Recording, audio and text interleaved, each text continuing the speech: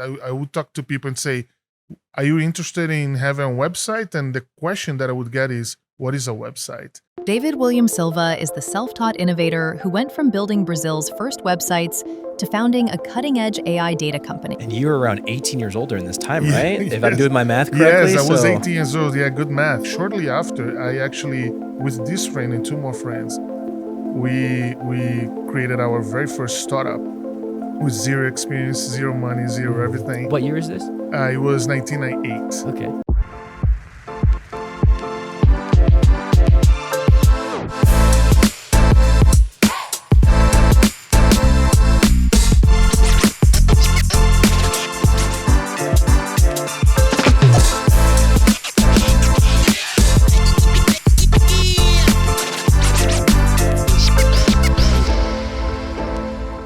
Welcome back to the COS Business Podcast, #1 podcast in Colorado Springs. Today, our highlighted sponsor is Cars Helping Charity. You can check them out at carshelpingcharity.org. They do some awesome things. They really, it's an honor to have them as a sponsor, and it's just so cool that they help support our show as well too. Yeah, we love him. Pete Casera, so look him up too. He's the owner. He also owns Fast Signs, which is another sponsor. Oh, He's a double sponsor of our show. Double sponsor, yeah. Which is amazing. So insane, yeah. Absolutely. Well, today's a good episode because it's a good friend of mine that we met at a coffee shop 6-7 months ago, and it's finally been able to get him on the show, which has been amazing because he's quite the guest. David Silva with Data Hubs. How you doing, brother? I'm doing good. Thank you very much. I'm so happy to be here. Yeah, we're happy to have you, man. I mean, it's so funny because like going to coffee shops, you just run into people all the time. I've been doing it for 10 years or so, like every day going to a coffee shop. And there was one person that was more consistent at this specific coffee shop, Third Space Coffee, more than me, which is pretty impressive because I go every day to different spots. And it was you. And I was like, what is this guy doing? He's on a computer. He seems to be working towards something he's very focused. And so we connected. And then through Travis Hearn, who's a former guest on the show, we were able to get you on. But like, let's just start from the very beginning, man, because you have a very interesting story. You're not a U.S. born citizen, so we can start from there, like where you're born, but also like how you got into your industry, because it's super fascinating because it was right around the time of the internet as well. Yes. So kind of go through your background, your upbringing, and then come to the U.S. and then kind of like getting started. Awesome. Yeah. So once again, thank you very much. We'll talk about the coffee shop later. Yeah, got it. So I'm from Brazil. I am 45 years old, and I remember that growing up, all my friends, they had a very clear vision of what they wanted to be when they grew up and what they would like to work with. And that was never my case. My father likes to joke. I don't know if it is a joke or if he's being very serious, that the reason that I never knew what I wanted to be is because my profession didn't exist yet. So, and I like that analysis because it is truly web focused, web centric. And I remember I was a teenager and I was studying a lot of stuff. I always liked computers. But this friend of mine came with a little book and said, you need to read this. And it was like HTML. And those 4 letters meant nothing to me. What is HTML? It was basically a book teaching you how to write web pages. And that was the beginning of a very crazy story because my first question was, wait a second, are you telling me that the things that I see in the screen of a computer, I can actually write those pages and do whatever I want? And that was the beginning. Like shortly after, I actually, with this friend and two more friends, we created our very first startup with zero experience, zero money, zero everything. What year is this? It was 1998. Okay. So in Brazil, like in the northeast of Brazil, like not the best place in Brazil to do that. Brazil was not the best country to do that. Yeah. Just to give perspective, in the US, you guys were living the dot-com bubble. So if I was here, I would have better chances to say, hey, I have a dot-com business, at least prior to the explosion, right? So the pop. But we had a lot of fun. We created like many websites and we learned how to teach people what is the internet. I would talk to people and say, are you interested in having a website? And the question that I would get is, what is a website? Imagine that, trying to sell and convey value in an era where people were still finding out what the internet was. So it was crazy. And you were around 18 years old during this time, right? If I'm doing my math correctly. Yes, I was 18 years old. Yeah, good math. And it was crazy. Like I lacked experience all around. It was not just business. It was like everything in life. I was sitting with like old men trying to talk about contracts and agreements and stuff like that at the early age. Today, an 18 years old is well off. Like there's so many resources, but that was not the case back then. Learning something, and we didn't have the internet as we have today. So it was crazy, but it was good. It was learning by fire, by trial. Yeah. But it was good.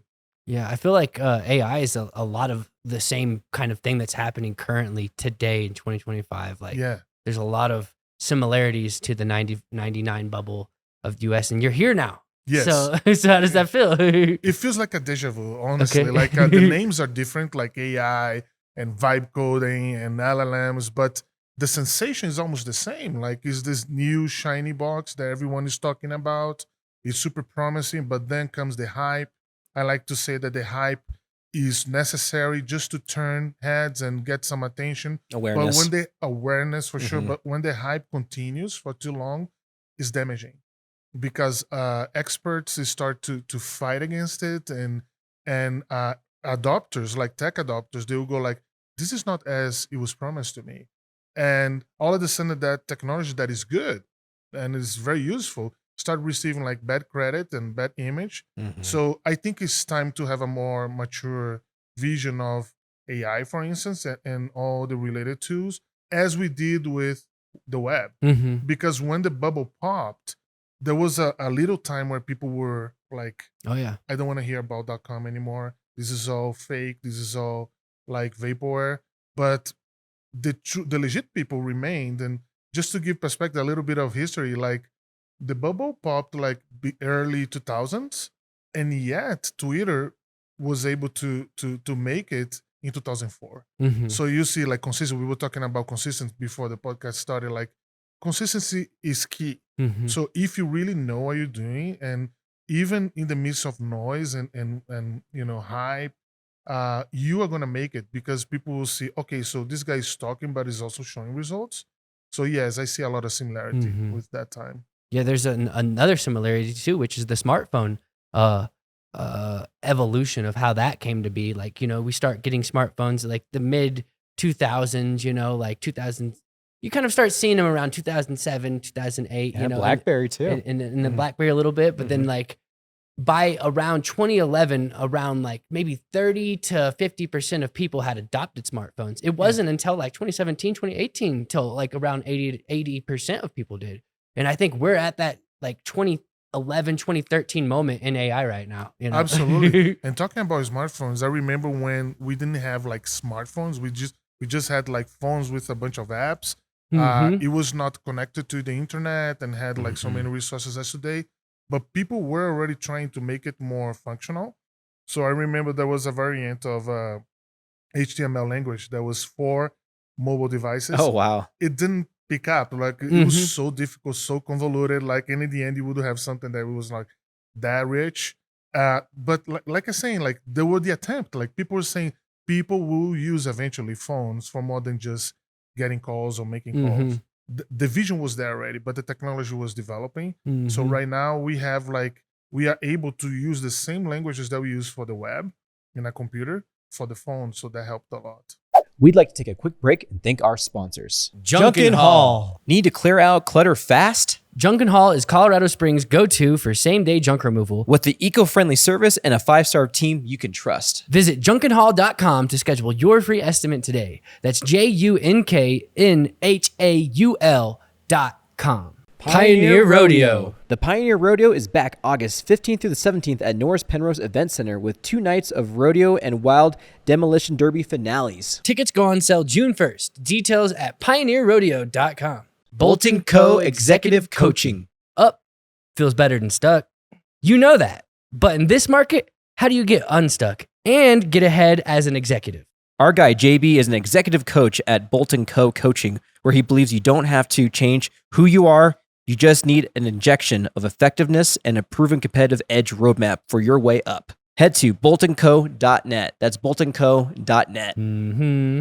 ProLift Garage Doors.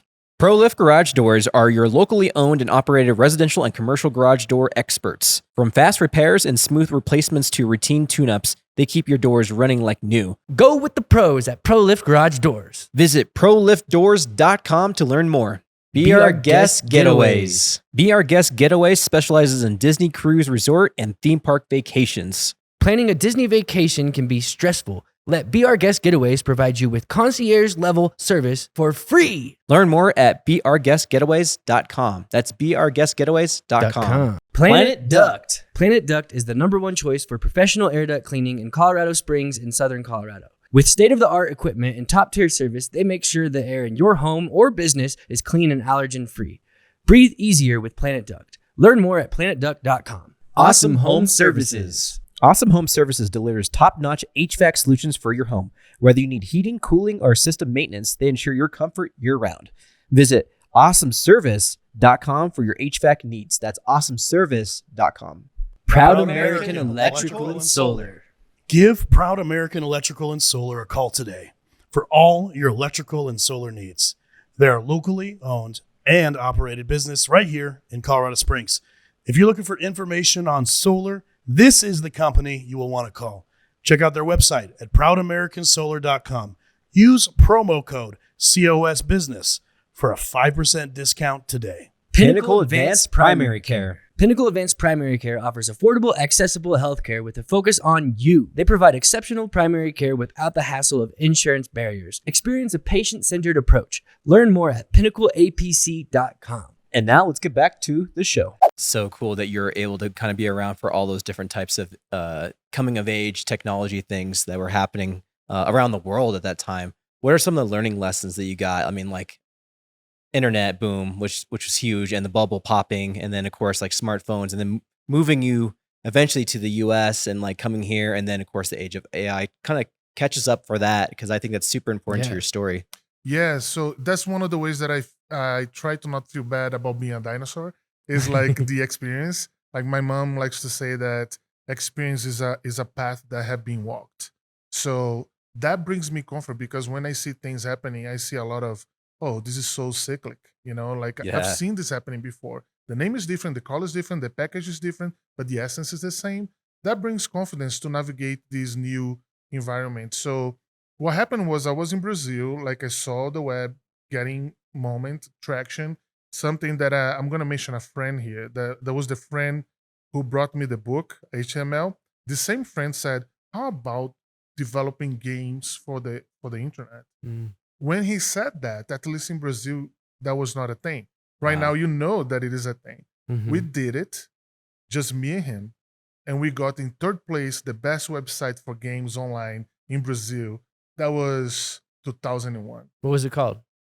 Gamer. Okay. Wow. Even the good name, title, the, yeah. the website was gamer.com.br, Okay. right? So the domain Yeah. is already purchased by somebody else. We didn't continue, but we got a lot of people playing and receiving awards and stuff like that. We would receive a lot of emails like, hey, do a game like this now, do a game like this now, but without money and advice. We didn't have anyone like tutoring us or something like that.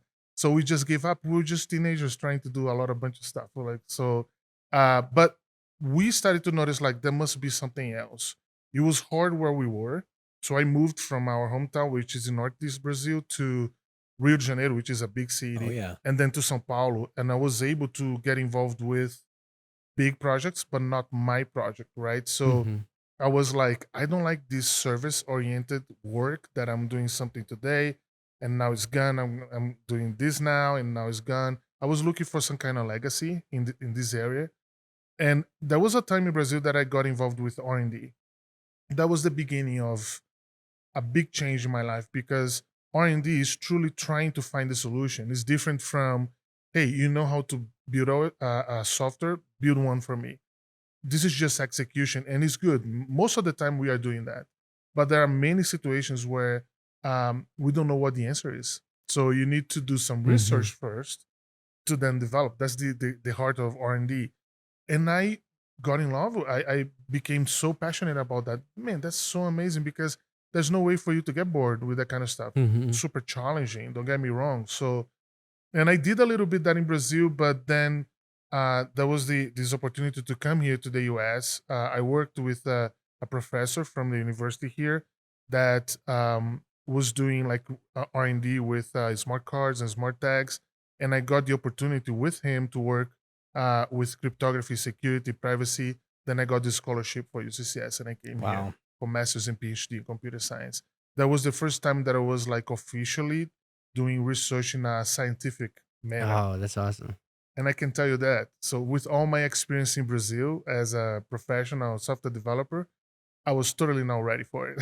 So Really? this professor did an assessment with me about math. And in the end, he said, well, I conclude that you need to learn everything from scratch. Like, Okay. you don't know anything. Like, but it was so important for me to do this reset.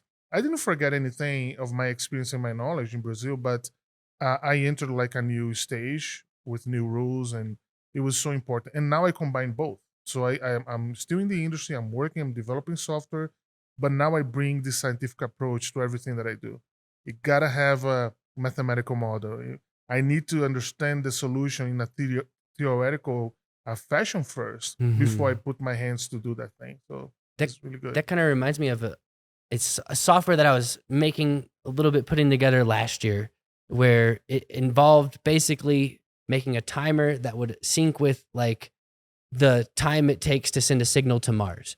And so I wanted a timer that based that off of everything, and like it would delay all your communications based off of that. And in that, I needed to know like planetary physics, like to understand that. I could have learned that, but I didn't though. I see. I wanted to, and I would have loved to, There's but I still didn't. time. I didn't need to make the app work though. I see. Yeah. Yeah, that's pretty cool.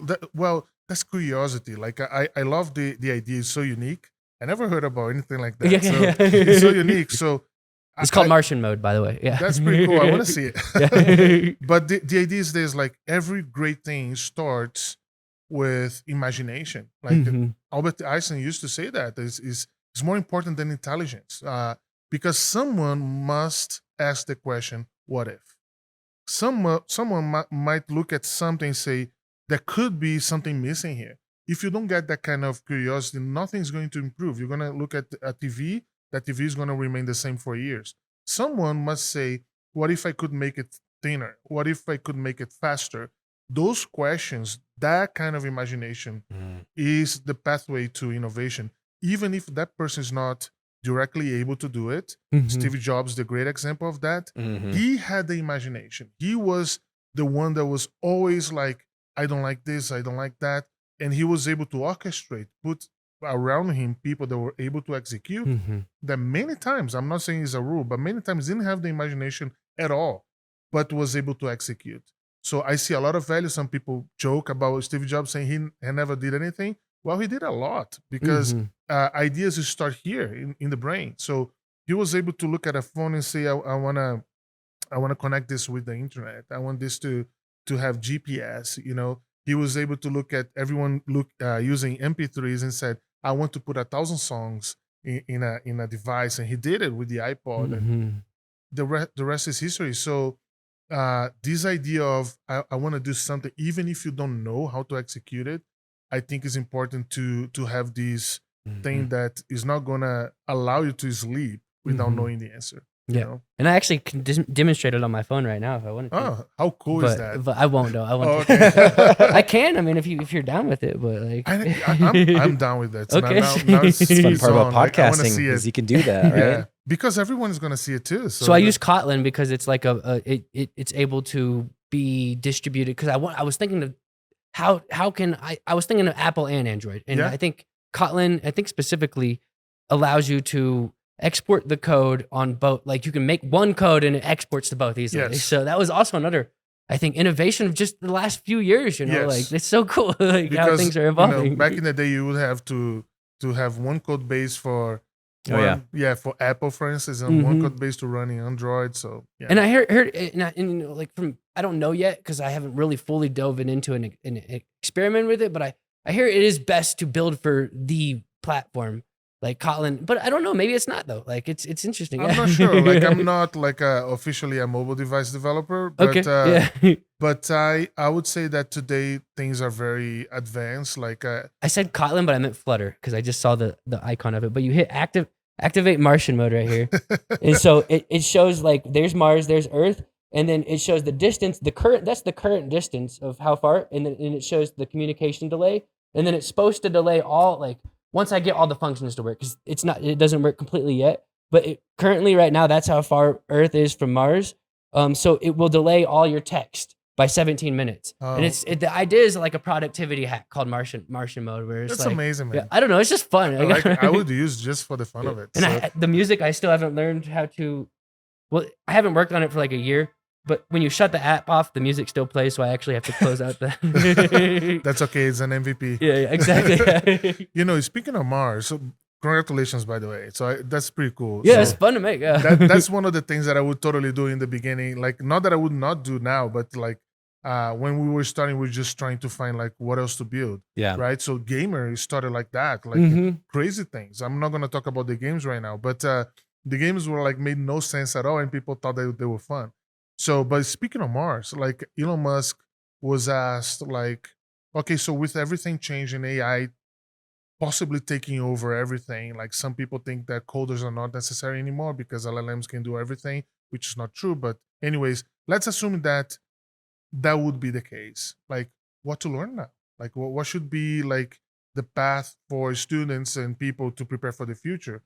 And he said, no matter what happens in tech, in science, in the world in general, learn first principles. That would never go, out of fashion. Like, learn math, engineering, physics, chemistry, and biology. All of these things will remain true. Like, the world is going to be the world forever, right? So, and that's a very nice way to see, okay, so knowledge is valuable and applications can change, but principles, they remain there. So you can trust on that. That's brilliant. No, I think that's so important, especially because we've had that conversation with some colleagues of ours about like specific prompt solving an issue for you. But like, if you don't have that or something breaks in that prompt specifically, how do you backwards engineer it? Well, if you don't have the understanding of the principles, you can't, because you don't know from A to B. You're just telling it to do something. Absolutely. And so it makes all the sense in the world. And you know this because you come from the background of this and you understand the foundation to build these things from the ground up, I'm assuming. It is very important to, when you engage with LLMs for, I would say, serious stuff, at least. If you're just having fun experimenting, there's no rules, I would say. But if you're really hoping to use something for work and for school or whatever it is, if it is serious, I would recommend caution. There is this story about this lawyer. People can look at it. I'm going to avoid naming names, but there is this story of a lawyer that created an entire piece and presented in court, and it was like a copy and paste of something else, but he never bothered to check the references. So every single reference that he made, like, case X, Y, and Z and case ABC, they never existed. So imagine like the damage to his image, to his credibility. So another thing that I say is that hallucination is only hallucination if you know what the truth is. So if I don't understand anything about the legal world of law in general, if I get something that is hallucinated, how can I tell?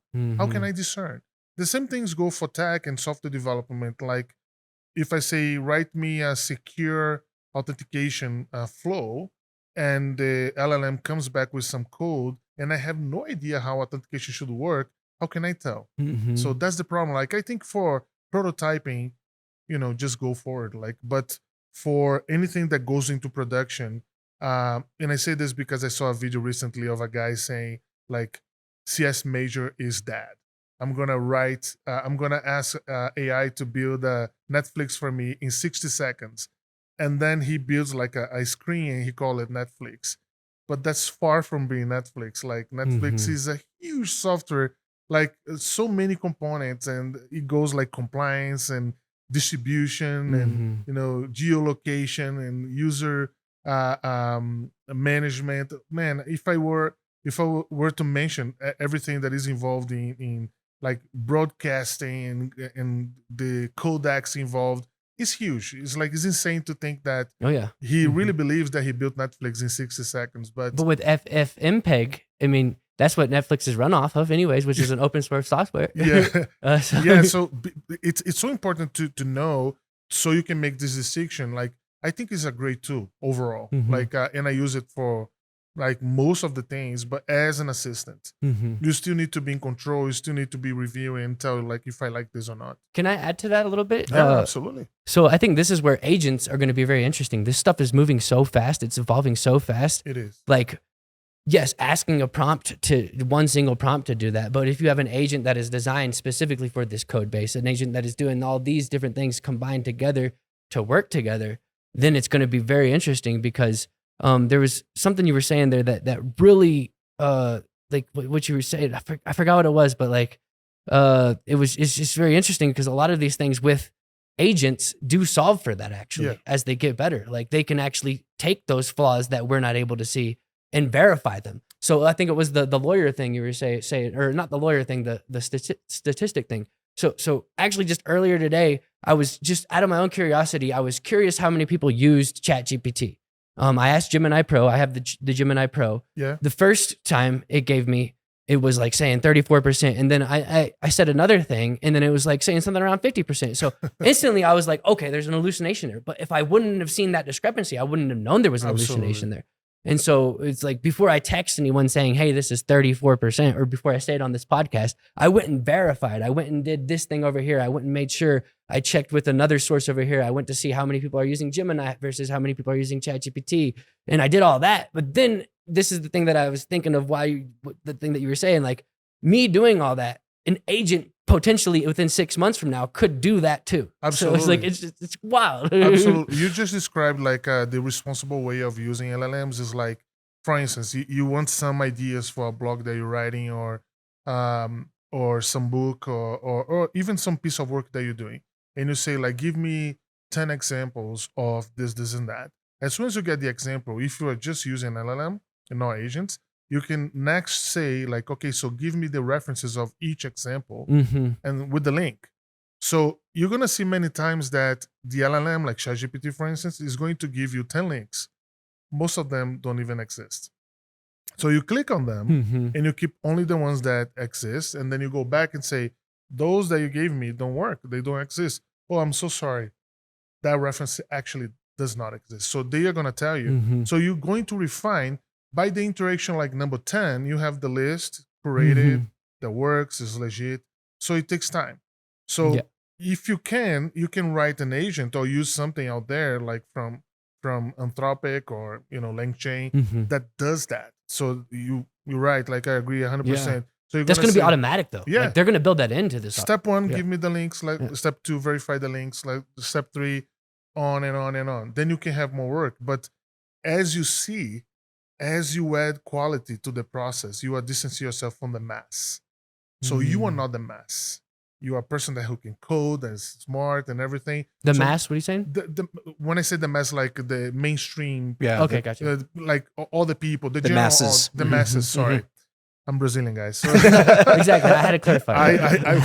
I won't let you guys to forget. So you're gonna see many mistakes. So the masses, thank you. So you are gonna see that the more sophisticated you get, that's normal. That's happened so many times. I'm gonna give them other examples, but like the general audience will be able to ask questions and receive results. That's it. So now you're saying, how can I refine that? How can I verify? How can I add more steps? The more you do, you're getting farther and farther from the general purpose use of that. It gets more chaotic, entropy involves, and it's interesting because the more you add to that complexity, sometimes you veer away from what your actual goal is. Absolutely. Yeah. I think the prime example for me of how like the essence never change, but applications change, is the web itself. Like Tim Berners-Lee, which is the guy who came up with this crazy idea, was work at CERN, which is like, of all the places, was like a particle acceleration laboratory in Switzerland. And he had this idea. He saw, like, once again, the curious mind, like the person that is observing things and not happy about it. He saw that people from all around the world, like scientists, were meeting there to do physics, to study, like, and to collaborate. And he saw that they were spending more time like sharing documents and fixing the duplications and redundancy and all the things than actually doing research. And he said, well, that's not cool. Like these trips are expensive. These people are doing important things here. So I would share something with you, and then you would share something with him. By Yeah. the time that he was sharing something with me, I had more things. So I didn't have like the most recent from you and not the most recent for you. So it was a nightmare. Just consolidation was taking too long.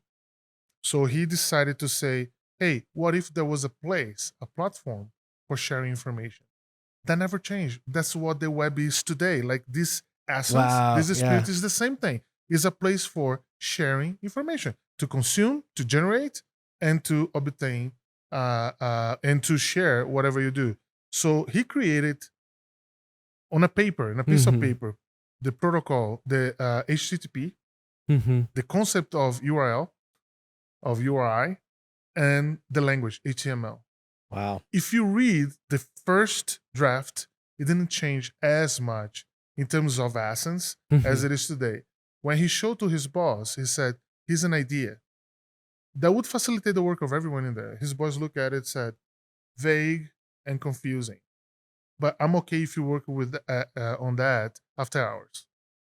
That was the beginning of the web Mhm. as we know it. So he worked after hours because he was not allowed to work during his work time, and he built the first version, and it was a huge success. So big that in less than a year, he had to move to the US to MIT, and the web became what it is today. Mhm. And the essence remains. This is what but applications, how you use it changed. So I don't think like most of things when they are really good, I think the essence, the spirit remains the same Yeah. for decades. That's the open source philosophy almost. Yes. Yeah. I fully agree. He said the web cannot be closed source.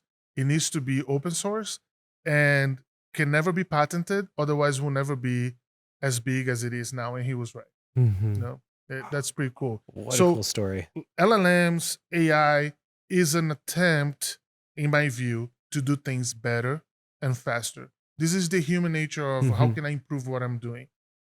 Back in the day, like once again, the benefits of being a dinosaur. So back in the day, there were tools. Microsoft, as soon as Microsoft saw the web pages, they created like a software called Microsoft Front Page. It was like old people will remember this. It was like in 1997, not so far from the birth of internet, like early 90s. So, but the problem was it got you very quickly to build a page, but underneath like it was a nightmare. It was like the code was unmaintainable, and they could not fix that. So people moved to another tool called Dreamweaver from Macromedia, that was later bought by Adobe, and it was great to get started, but maintaining became like a nightmare.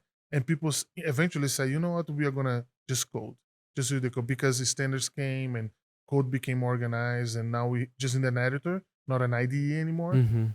So I think the same is happening with AI and LLM. People get started very quickly, but then as soon as that project that you're working becomes serious and big, maintaining becomes a nightmare. And then you go back to the basics, the very same thing that you used to do before. Okay, so let's debug. Let's pop up the hood. That's the same thing. How cool, man. Yeah. You have a lot of experience with this, and you're not that old, by the way. I mean, you're not. Yeah. 45 is, you're still in your prime. And I want to talk a little bit more about data hubs, but I want to also define for our audience, because it's just a big term that's out there right now, vibe coding. Yeah. Can you help define that for us too? Because you've already kind of got into it a little bit, but I don't think you've really talked about the definition of vibe coding just yet. Yeah, I'm gonna give you the informal definition, because there's not like a big agreement of what it is. So informally is like when you are coding without coding. So you are generating code without the hustle, without like the actual Typing out process. every single letter Yes. or every So single. you get the benefit without the effort. Basically, vibe code. That's what the vibe comes in. Like I'm just vibing here. Like, and I saw a guy. I was in the airport yesterday, and I saw a guy like type on one command, and he was literally putting his like. I think he was tired. So, but the image could become like an illustration, right? Because he literally did this. So Yeah, he was yeah. with like relaxing while the model was creating the code. So that's the idea behind vibe coding. And I think is an incredible way today of getting from 0 to 1 in terms of idea. Like I used to take a lot of time to build a prototype.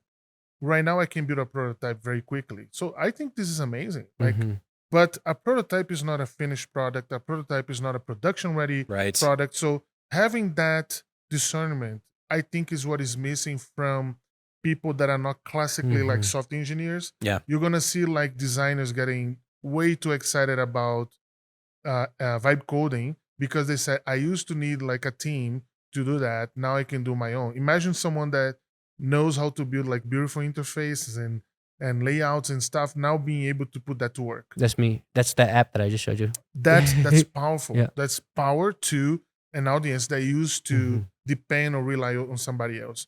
But that gets you to a certain point. Mm-hmm. I'm gonna give you an example in my own case. Like whenever I have something that is not necessarily my product, is an idea that I'm just experimenting, I'm gonna use vibe coding for sure. I wanna just get to a point Mhm. where I can test my idea.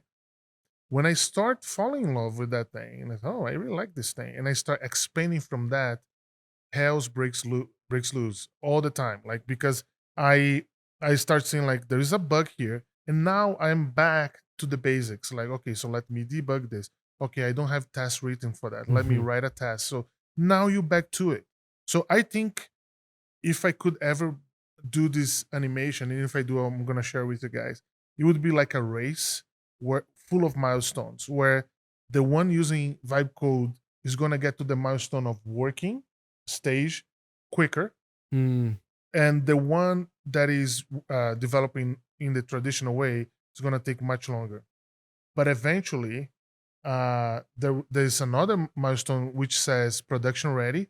I think that person that is going slower is gonna get there faster. Mhm. At least right now, AI is evolving Yeah, like yeah. at the speed of light. So what I'm saying right now Yeah. might not be true next month. But as of right now, traditional software development gets you faster to production ready and to scalable, Mhm. reliable, secure, that kind of thing. But prototyping, MVP, there's no question.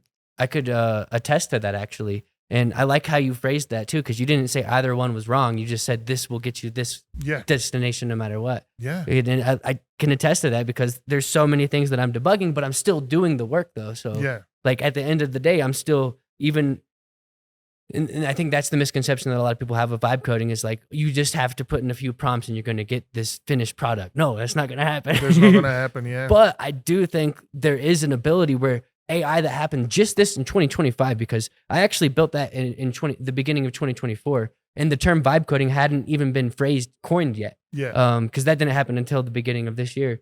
And so it's like I was vibe coding before it was even coined. That's cool. And so it's like I was my point of that was like it was even working even less. So I had to even debug even more. Yeah. So it's like now I'm Absolutely. seeing the progression of it. I'm debugging half as much as I was last year, based off of my vibe quote unquote vibe coding. But like there is all that work that you have to go in at the end to make sure this stuff works. Like with this website that I'm building today, that's like very complex, has a lot of really cool things. I built it offline. Now I'm building it online to optimize for the servers. And so I just literally spent 5 hours today just getting it from a 60 performance score to a 95 performance score. So, but I vibe coded through that. Like 4 years ago, before even vibe coding, like before even using AI, I still would have done that through using Google PageSpeed, insights. But I would have been like going through so many documents. I would have been reading all this stuff, and like it would have just been like, it would have been weeks of work. Everything you're describing to me is that you have the software engineering covered. Yes, I think You that know? works. That's So helpful. and, Yeah. and when you vibe code is an option for you, but you Mhm. could do the other way. That for me is the most powerful use of vibe code. I think so too. I think so You know, too. like yeah. you have the option. You can decide where to use it. About vibe coding, like I always when I enter a conversation, I always think like what I would like that person to remember about what I'm saying. Like I'm thinking about the viewers right now. Like what is the drop of knowledge that I could give to anyone about vibe coding? So here's two things. If anyone can remember what I said about this, number one is that vibe coding, like and this is by personal experience. When I spend much time, and when I say much time, like I'm taking probably one day. I have experiences spending 2 days doing that, sometimes even more, just brainstorming. Mhm. Use the model to brainstorm, not to do the thing right away. Absolutely. So I'm thinking about doing this. What are the steps that I'm missing here? So I give what I came up with. Then I have some other ideas. Then I don't like point 3 and 5, but I love these other ones that I didn't think about it. So spend much time on that.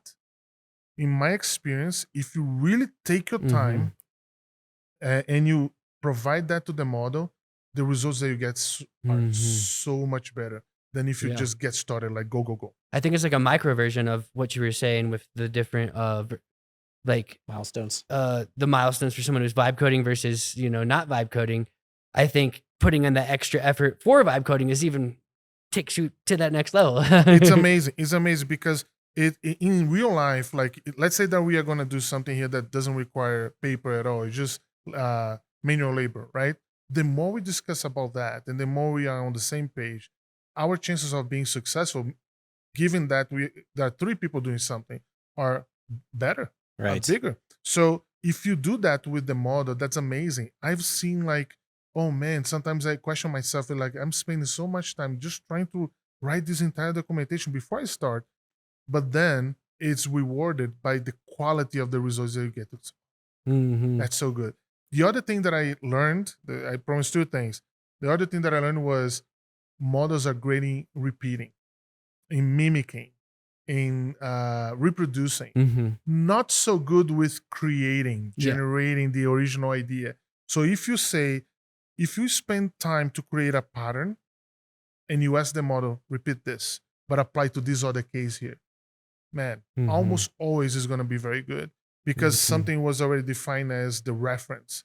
Hey, and the reference, you should be very judicious about the reference because is what is going to determine quality. So I typically write the first code. I typically write the first idea. I typically write the one thing that is going to define if everything else works. Then I give that to the model. Yeah. And then I get good results. We're going to take a quick break to thank our sponsors. Envirolon is your go-to for transforming outdoor spaces with beautiful, water-efficient, artificial turf and landscapes. Whether you're upgrading your yard or a commercial space in Arizona or Colorado, check them out at envirolon.net. That's ENVIROLAWN.net.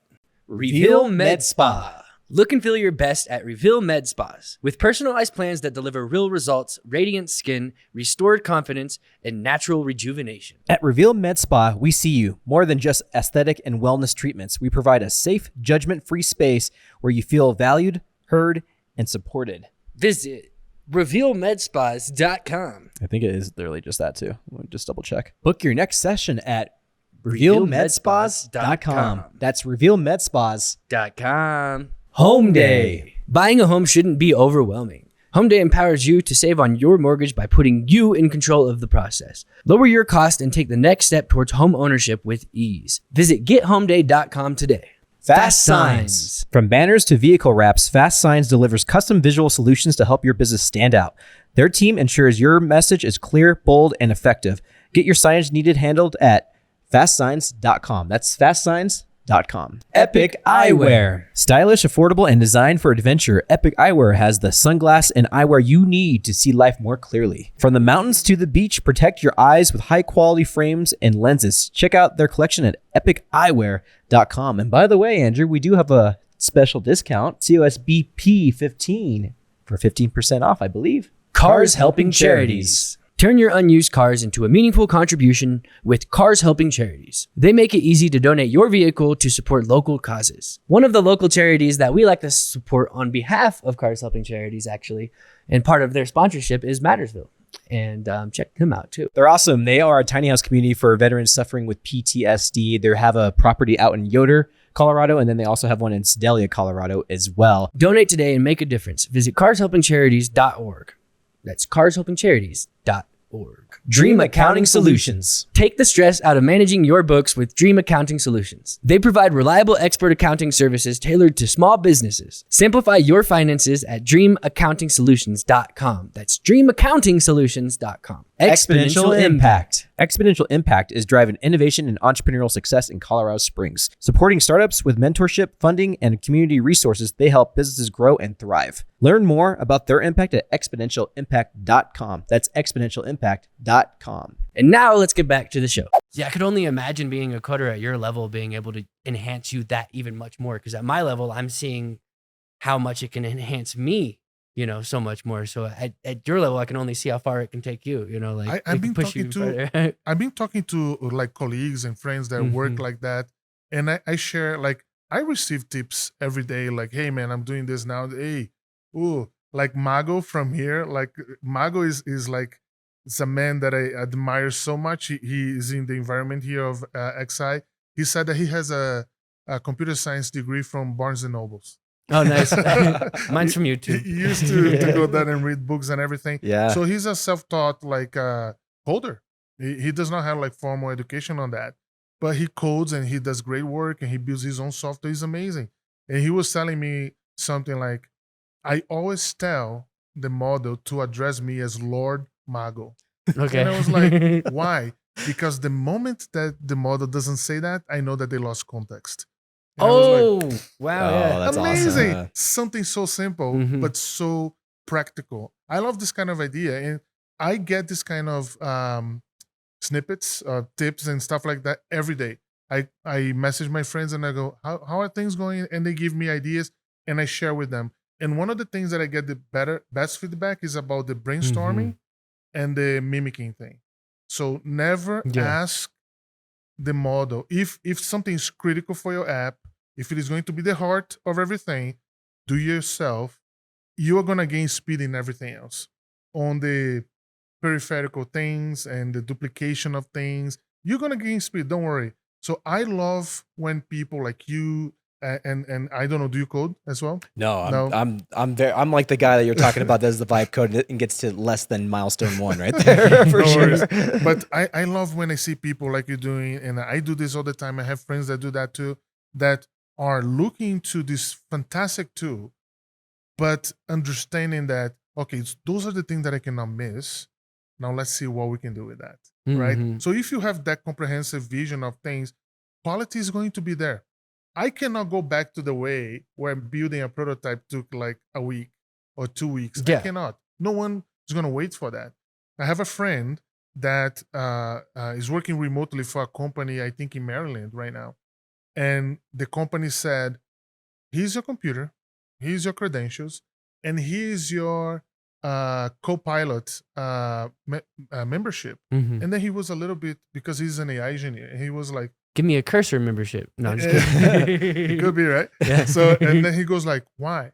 And the boss said, because you need to prove that you have at least a certain percentage of code being generated by AI. Okay. Otherwise, you won't be as productive. Because as they you already are. know that that's what you They need. already Yeah, know. Yeah. So let's say some purist is saying, no, I'm going to code by myself. And that person is not going to be as productive as Yeah. someone who knows how to code Mhm. and is using AI. It's to like code. using film for photography, when the shift happened for digital, because it just, to have your own developing room, have a whole part of your house dedicated to it, it was just insane. Some are purists like that, and that's a very rare thing, but it's just not necessary. And it's like they got pushed out or they changed, they adapted. There's a guy who's been on the podcast before named Gene. He started out doing that and he had to evolve, and he does, LED lights and digital cameras now. So You need to evolve. Like Yeah. being a purist sometimes is, in some cases, is being silly. Is being picky about the wrong things. So I created a video not long ago, I think a few weeks ago, a video about the typewriter, right? So Mhm. when I am from a time that if you wanted a job, you need to have a typewriter certificate. Mm. So I don't know if you ever saw this, but there is a correct layout to type. Never use this layout, by the way, but there is a correct layout. Uh-huh. Yeah, home Wha- row. Whereas scientifically, it's only through that layout that you can get to a certain speed. So there is a science behind that. So you Yeah, need to go exactly, to yeah, school. yeah. You need to go to school and you need to do that. If you want to get over 80 words per minute, you have to use that format. You have Yeah. to use that. And I've been actually practicing that actually lately. Yeah, so there is a science that back that and everything. So back in my day, if you didn't have typewriter certificate, you will not get a job. hmm But computers came in, and what happened? Amazing. I love that kind of story because what happened was typing became second nature. So Yes. people would only use a typewriter if you were working, a writer, a journalist, or a secretary. Other than that, no Mhm. one was using like a typewriter mostly. But now a computer is at home, and you're talking to people. We had a whole This- class for it in my high school at Oh, least, yeah. you know? Yeah. So So now you're chatting. you dating, you like searching on Google like funny memes and so people type without even thinking. So it doesn't make any sense to ask people, do you know how to type? Because people type like they breathe, like they drink water. But you're saying it would have been weird for you to ask that question, or it wouldn't have been weird for you to ask that question and people say no. Yes, Yeah. yes, you would. But what happened was typewriting schools said, okay, in order to stay in business, we need to change from typewriter for computers. That didn't work. So adapting is not just replacing. Adapting is transforming. You need to understand the business is something else. So maybe instead of selling typewriting courses, they should sell Word or Office courses or something else. But it didn't make any sense. So they put a bunch of computers and say like, we are still in business, and that didn't help. Like, so people just stopped looking for typewriting courses. So what I mean is that it needs to adapt. So the previous is going to say, I'm going to keep on using typewriting. Maybe it is cool for ghetto type of thing. People will look at you and say, oh, you're pretty old school. But that's it. For most things, I think we need to understand that AI is here. So if you don't use it, I think you're actually not being as productive as someone that uses. I like when people say that you will never, like whatever profession you are, you have, like you'll never be replaced by AI. You're going to be replaced by someone in your profession that uses AI. I fully agree with that. 100%. Yeah. We talk about that all the time on the show. Yeah. Like if you're not using it every day, you're literally missing the boat. Yeah. You know, you have to use it and be fluent in prompting it at the very minimum. For certain jobs, for like being a plumber, maybe not, but like, but maybe so. I mean, to be honest, it could probably even help you if you're a plumber. But I think for a lot of technical and tech jobs and intellectual jobs and marketing and like, business and accounting and all that stuff, definitely. Absolutely. But like, it's interesting how things are evolving. I don't know. Yeah. And we were talking about that idea of brainstorming, right? So going back to that, I think if you do that, I think chances are that you're going to expand your cognitive abilities. I think so too. Yeah. Right? Because you're asking questions, getting answers, but then you are processing that thing.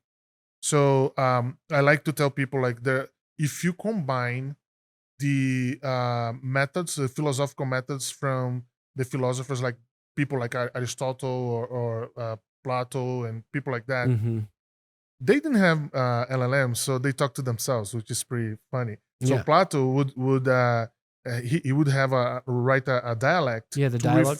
The dialogues to refine an idea. So he plays the person that brings a thesis, and then he makes a statement. He says like, "This is it." Yeah. And then he plays the guy who fights it and say like, brings us antithesis, and then he improves his thesis. He does both. Yeah, he does both based on the confrontation that he got here. Right, becomes a synthesis, but because it's a new statement, becomes the thesis again, and that's the spiral of knowledge. And he turned this into like a science almost. Oh yeah, it was part of his way of working through things. And, do you know what was the first time that I learned about that? It was, I think I was 19. I would say he was not learning Plato. He was not studying about philosophers.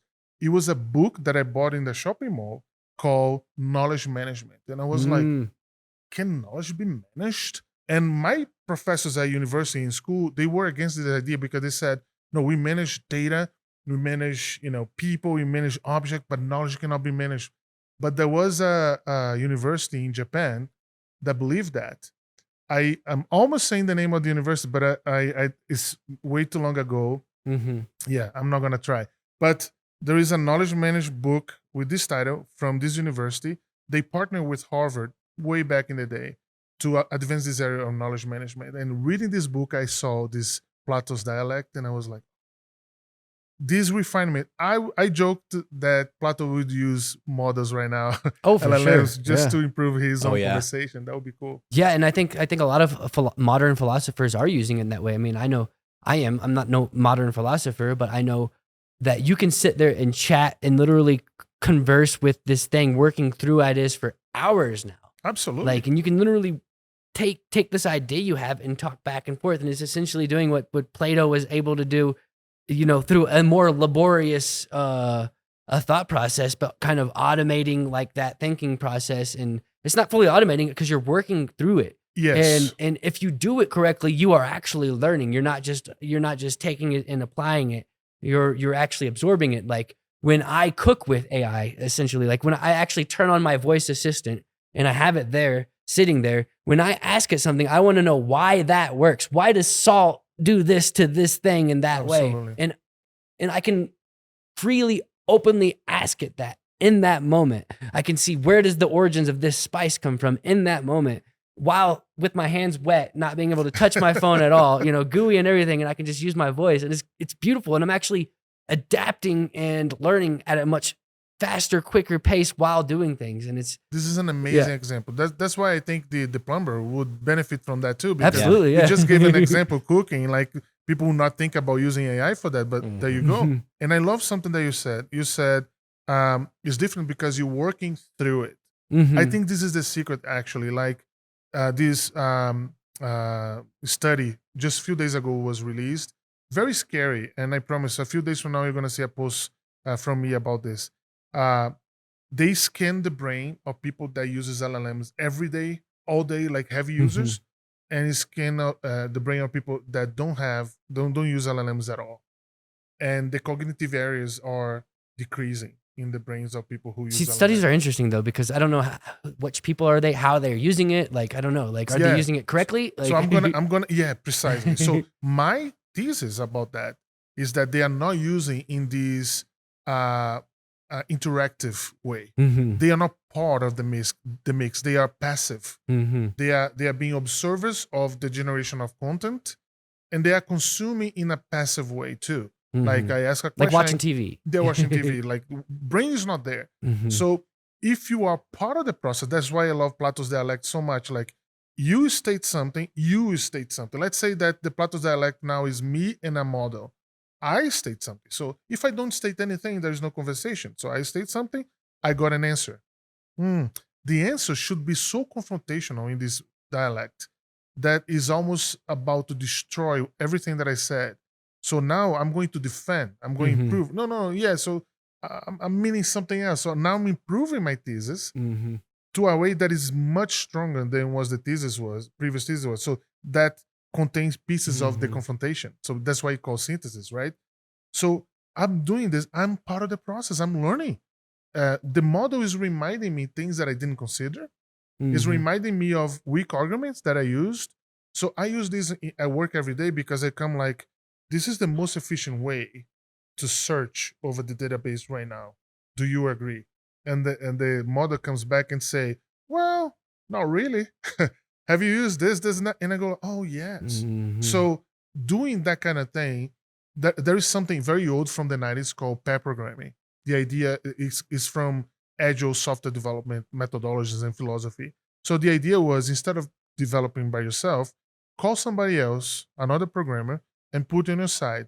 Think about those races where you have someone driving and someone navigating. So the navigator and that's the essence of GitHub, I bet. Yeah. Say what? That's the essence of GitHub, I could assume. Yes, yeah, precisely. Yeah, so the co-pilot is supposed to be like your, it's not the main thing, but it's supposed to be a navigator, right? So, but I mean, GitHub and like the collaboration, you're uploading your code to this base, and it's like YouTube for code. Agree. Another set of eyes or thousands of eyes looking at that. Fully agree.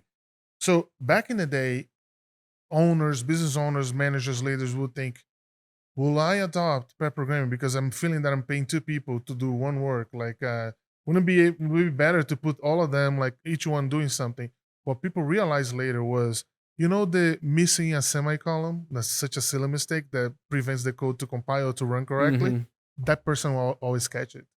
Always got it. Like this, hey, you're missing a semicolon. Oh my God. The person that is doing here, the brain is working a completely different frequency. It's in a go kind of situation. The person here is having the time because it's not moving their fingers, it's not actually coding, it's having the time to look more judiciously to that code. And it's proving that the quality is better, even the velocity is better. So not every company does it, but when they do, like, when people do pair programming, when they are defeated, when they say, man, I can't. So they call somebody on Zoom or Google Meet or something, they share the screen and say, hey, look at what I'm doing. The other person typically Boom. fix the thing very quickly. Mhm. It's interesting because I'm not in the process, so I have different eyes, different way of thinking about that. So I think if we use AI in this way, like debugging is a pretty cool thing. Like this is not working. I need to move to this something here, something else. Hey, take a look at this code, see what is wrong. I'm already doing something else, and AI sometimes comes back and say, hey, there is this problem in this method. It's so fast to search to look at it. I think those are smart ways to use it Mhm. without compromising your cognitive ability. I am only concerned when somebody comes back to me and say, I can't code anymore. And like real software engineers saying like, man, I'm using this for so long now that I don't think I would be able to do it. So that's concerning because um, you are relying way too heavily on it. So I don't recommend that. Yeah, makes a lot of sense. Well, I know we've been freaking geeking out about this, but we also have to talk a little bit about data hubs and what you got Yes, going on. But this is, I just don't even want to stop y'all because it's just super fascinating. I've just been loving all this. But let's just start with this. Like, talk about how you started data hubs, where it's kind of gone the past few years you've been in it, and I mean, even exponential impact and like literally the impact they've had on your business. Because I know we've talked about that as well, and like not only like the accelerator program itself, but like the connections you've made from the program. Give us like a summary of everything going on now with data hubs. Absolutely. So Data Hubs is a company that I found like officially in October 2024. Officially. I'm thinking about this idea, not necessarily a company named Data Hubs, but I'm thinking about this idea, I think, for many, many years. I was always thinking like something that I've been, and I like to think of myself that I did this quite consistently, is like being an observer, a critical observer of how things are done. And I have been always like the older I get, that becomes more true. Like um, being like very zealous about how time is spent. Mm. Like if there is one thing that makes me crazy is like wasting time. The feeling that I'm wasting time, that I'm Mhm. doing this thing that I already did. Like why didn't I automate this? Like why I'm doing all over again? So this feeling kills me a little bit every time that I see myself in doing that. And when it comes to data management as a whole, this is true. Like working with databases is hard, it's time consuming, it's complex, even when experts are doing that. So I started to see problems with myself working with that and with others, and I go like data management should be easier, should be a better way, but data management is too broad. So when I decided to like I'm gonna go with that, it was in August, like a few months earlier, and I said, it's time for me to create this company that is going to finally address this fundamental productivity issue of working with data is hard, it's complicated, takes a lot of time.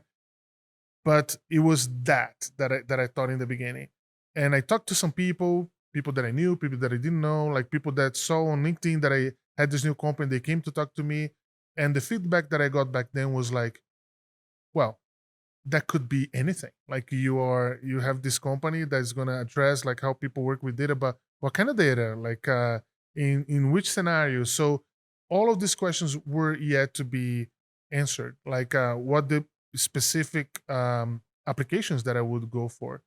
And I decided to just go crazy. So 2024 was about experimenting. I don't regret a bit. Was I built so many software, like so many apps and tools all the way to December that I can't even tell you. So I recorded some of them and put it on YouTube, on LinkedIn. I was experimenting. It was a time for me. Okay, so I need to go and test by myself. I was talking to people. What gave me confidence was that I was not doing this by myself. I was writing code and asked to potential customers, what do you think?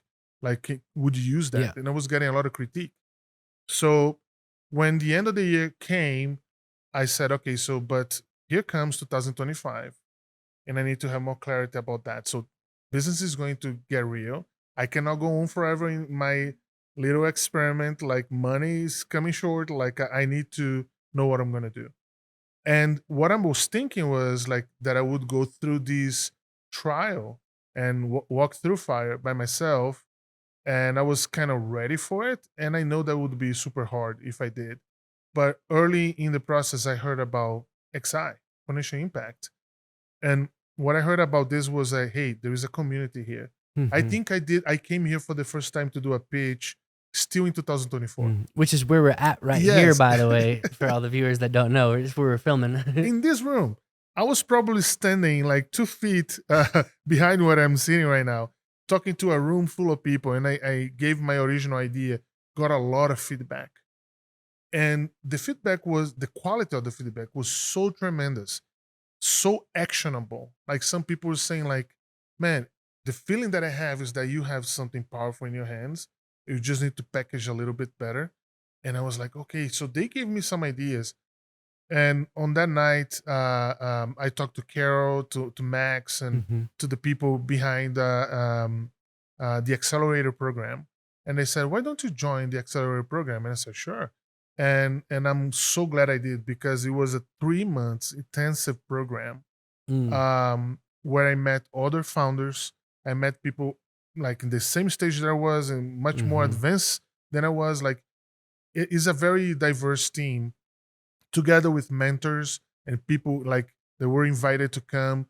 It's so good to sit down in a table with someone that said, "Oh yeah, uh, I'm working on my 5th company. I already sold like the 4 before this one, and I work with VC people, or I did everything like by bootstrapping." And you could see all the elements of a big spectrum of entrepreneurship Mhm. here in this place. And it is such a rich experience. For me, it gave me guidance. It helped to filter all these ideas that I was having and to package in a more productive way, in a way that is more digestible, and I can connect with people and say, hey, I have a compliance tool, a compliance platform that helps you to get compliant faster, better, cheaper. How about that? So people, oh, I need that. So I started to talk to people like this. Hey, I just lost a client because I didn't have like SOC 2 compliance. So I started to quickly find my audience and potential partners, and from this place I got my first investor, and not only after that, like a second investor. So it is the place that concretely brought value to data hubs, helped me to refine my view. I did my pitch here. I don't think it's an exaggeration to say that, but probably over 100 times that during the program, the first thing that you do in all the meetings is to pitch, Mhm. right? And then you pitch. And think about this: all the people there, they heard your pitch like so many times, and after that, one more time, they go like, "Hey, much better than before. I really like this thing that you added, but have you considered this, this, and that? Man, this is so dynamic. People that that care about you and care about your success, and you get invested in other people too." So from this place, I got customers. I really got into the scene of people that understands this mindset of startups, and how difficult it is to start from zero. And man, I'm loving it. So, and in this space, you guys are not officially part of the accelerator program. One day. One day, right? Yeah. I recommend. Yeah. But it was in this space, in this environment, that I get to meet Marcus and now you, Andrew. So Yeah. although the coffee shop was physically the place, Yeah, that's crazy. so he said, I've seen you around, and we started to talk, and we both knew back then that we were around here of Mhm. this exile environment. So I love that the podcast is here. Yeah, in it's this awesome. place. That's This is beautiful. amazing, man. Yeah. And as you know, I have my space here too. So this is such a privilege and an honor. So man, this is amazing. Like I would recommend to everyone, like you need this kind of experience, regardless where you are. If you are in a startup, because you guys are, you guys are different than me. Like you guys have years in this company and doing a tremendous job, super professional. But even then, it's amazing, because when you go there, people are going to ask you like hard questions, and you go like, I don't really know the answer to that one. So, and then you go think about it, and some people are going to come to you and help you to answer the question. It's Mhm. not like if you miss the question, somebody's going to shoot you, then you're done. Like it's a game, you're going to lose. It's not that. Mhm. So it's super helpful. That you just gave me an epiphany that podcasts are a modern form of Plato's dialogue for everyone to consume. Because I can sit here and listen to a conversation between, Barack Obama and Mark Maron, and hear that dialogue as a fly on the wall and see that, and I don't have to like physically think it out, but I can be there and be a part of that thought. And I can do that with this conversation over here, this conversation over here. We're adding to that. And it's all about philosophy. The podcasts are literally modern day philosophy. I fully agree. I fully learning by listening is crazy. Mhm. It's crazy. Like back to the accelerator program, I saw people doing that there. Like someone was like, I have the product, I have, even the distribution, I have everything. I don't know what is the very first step. Like, should I just go, or should I spend some time on ads, or Mhm. should I do what? Like, the person was asking like legitimate questions, and when the answer came, although it was for a completely different industry, to a completely different business case, I learned. I Mhm. was like, oh, it's pretty cool. And I could, in my brain, do the necessary adjustments to place in my industry for my particular case, Mhm. but it was so rich. And I was like, man, you cannot be like a lone wolf and just try to do by yourself for some kind of owner type of thing. I thought about Mhm. that at some point in 2024. You know what? I'm gonna just do it. But it Mhm. would be something similar to be a purist and saying I'm gonna code Oh, okay. without Yeah. AI. Interesting. Eventually you can, but how far Yeah. can you go? Yeah. Some people even say, which I agree, if you want to do something fast, do it by yourself.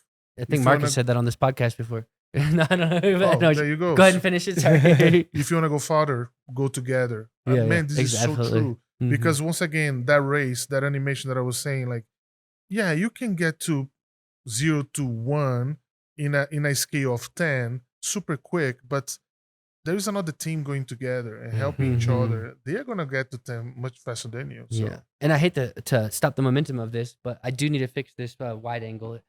We didn't connect the DC power and the battery died. that's all right. Yeah.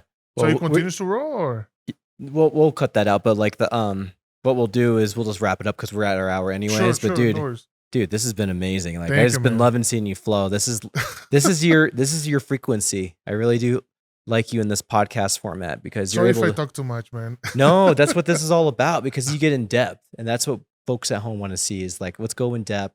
Let's go in the deep waters. Let's talk about other than just sound bites about Yeah. the actual stuff that people are curious about, and like what a great way to like broach such a very interesting topic that so many people are interested in. Then AI and large language models and everything that we're talking about. Like it's so important. So Thank you, man. dude, this is great. So I'm just gonna land you home. I'm literally gonna land this plane. I think it's a good time to serve Okay, up that final all right. question. And Did we lose anything or miss anything? No, it's just the that's, wide. that's just the wide angle. So we still have Oh, your okay. camera going on you. So and Okay. our camera's going on us. So we're good. Oh, okay. With good editing, we make it work. So yeah. Okay, all right. I'll serve it up again. I wish you could fix my accent in the editing. No, that's I the could best part. with 11 Labs probably. You familiar with 11 Labs? That's the best part of the whole thing. Is it's I could literally clone your voice and give it an you're American hypnotizing accent. us with your great accent. That's what you're doing right now. I could do that, but I don't want to do that. Okay. Fair. David, this has been amazing, man. Thank you so much for coming on and just showing us, just really helping us dive in really into this whole industry from like 27 years plus of experience. It means so much to us, man. And I know Andrew was super excited for this one to come up. He was really excited to talk to you, but again, thanks for your knowledge and like any way we can support you, we would love to support you. Let us know, of course, beyond the show. We're always watching your success. I know we always touch base on what's going on. I know about the investors and things of that sort. I'm like, man, I'm so pumped he got this investor or he's having this happen and it's different stages of his business. And so cool, man. But this is your camera right here. Where can we find you, sir? All right. So I am on LinkedIn, David William Silva. I am also on Substack. I write about AI there. So it's davidwsilva.substack.com. And I have other social media, but this is mostly it. From these two, you're going to find me everywhere else. So thank you so much, Marcus. Thank you, Andrew. This is such a pleasure to be here. And thank you, everyone that is watching this. All right. Well, this has been an amazing episode. We gotta chat. We gotta get coffee sometime because I really love what you're doing and it seems exciting. And I'm been enthralled and I've literally been vibe coding since 12 p.m. today, right before until I pretty came cool. here. So, That's nice, man. so I love it. So yeah, this has been the COS Business Podcast, and we'll see you guys on the next one.